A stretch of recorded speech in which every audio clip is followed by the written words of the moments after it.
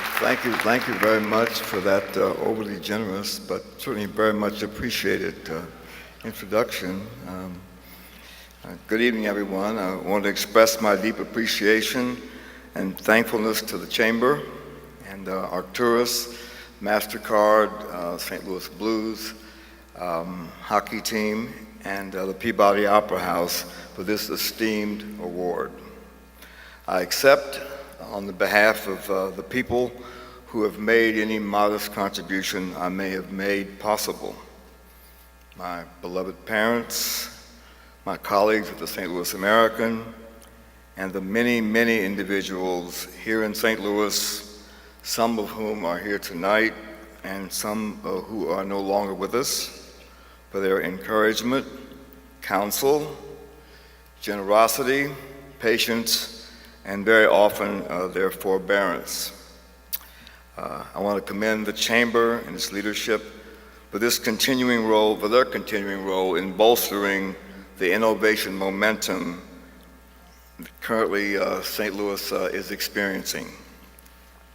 Much of our region's future lies in our ability to attract individuals with ingenuity and entrepreneurial spirit to start, build, and grow companies here.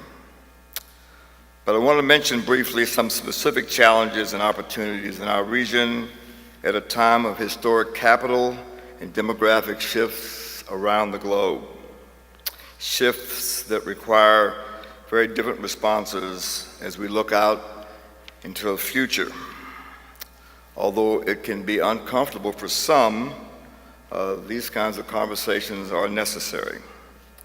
Whether we want to or not, whether we want it or not, there will be an increasingly diverse population in our region. While it's important for us as a society, based on moral principles informed foremost by faith traditions, to be mindful of the moral imperatives of altruism and charity. But we also need to make a business case for diversity, why it is in our own self-interest to build a culture that allows varied perspectives and thought to the table. This region will not be competitive if we can't make more of our people productive. Example, poor health outcomes of blacks tied to low educational and economic achievement hold back the entire region. As an example, some of the huge financial costs of racial disparities in health outcomes, poverty, and premature deaths of African Americans cost the region $3.3 billion annually. A study conducted by researchers from both Washington and St. Louis universities found strong connections between education and economic opportunity. They tell us the largest contributor to premature death is behavior.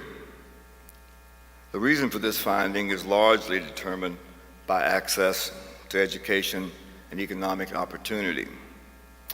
While there have already been some good efforts and some significant progress, there must be a more energized and intentional public response, because despite what really are small differences that keep people apart, we all want and should work for a more prosperous and thriving St. Louis region. And again, thank you very much.